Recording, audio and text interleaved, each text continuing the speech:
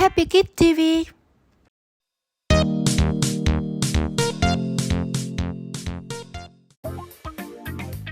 Bám tường cao chót vót, kêu tắc ke, đêm hay ra gọi, bé đoán thử xem nào. A. Rắn, B. Bạch tuộc, C. Rùa, D. Tắc kè. Đáp án đúng là D. Tắc kè.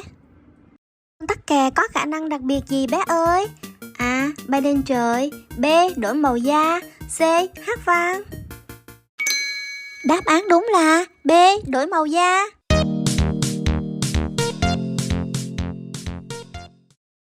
Tám tay giang mềm mại, xòe ra giữa biển khơi, phun mực khi sợ hãi, thông minh lắm ai ơi. Đó là con gì bé ơi? A. Cá heo, B. Bạch tuộc, C. Rùa, D. Hải cẩu. Đáp án đúng là B. Bạch tuộc. Con bạch tuộc có mấy cái tay bé ơi? A. 6, B. 8, C. 10. Đáp án đúng là B. 8 cái tay.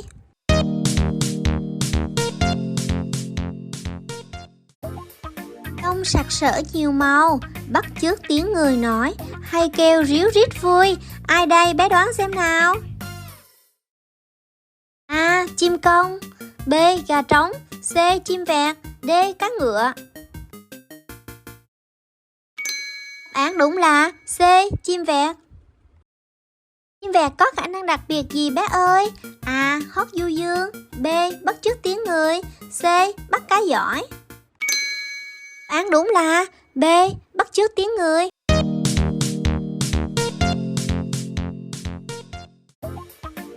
Sừng dài trên mũi nhọn, thằng to chắc khỏe ghê, đi chậm nhưng rất mạnh. Con gì đây bé ơi? A. Voi, B.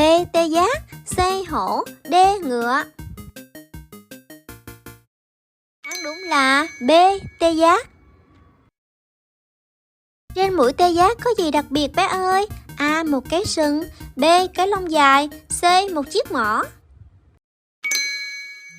Đáp án đúng là A. Một cái sừng.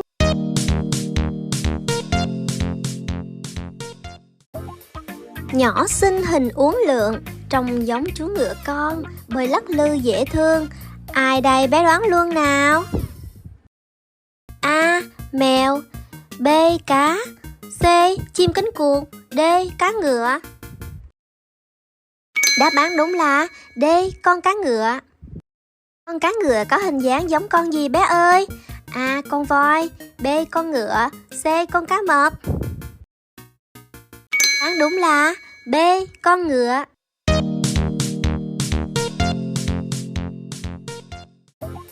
Nhảy nhót trên cành cao, đuôi bông dài phất phơ, thích ăn hạt quả khô, rất nhanh nhẹn đáng yêu. Đó là con gì bé ơi?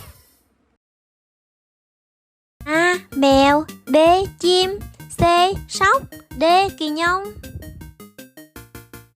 Đáp án đúng là C. Con sóc. Con sóc thường thích ăn gì bé ơi? A. Hạt và quả, B. Thịt cá, C. Cỏ non. Đáp án đúng là A. Hạt và quả. Ánh trắng như mây trời, bơi nhẹ trên mặt nước, dáng cong cổ thật duyên. Con gì bé đoán liền nào? A. Chim công, B. Thiên nga, C. Gà, D. Sóc. Đáp án đúng là B. Thiên nga. Nga thường sống ở đâu bé ơi? A. Hồ sông, B. Trên núi, C. Trong sa mạc. Đáp án đúng là A. Hồ sông.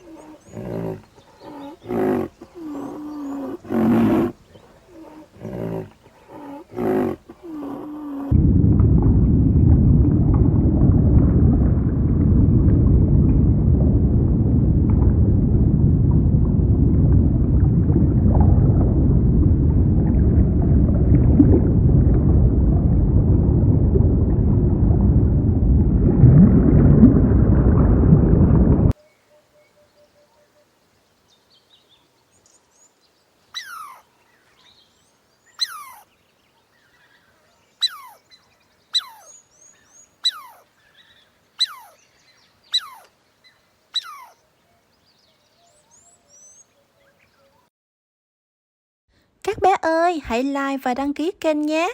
Xin chào tạm biệt.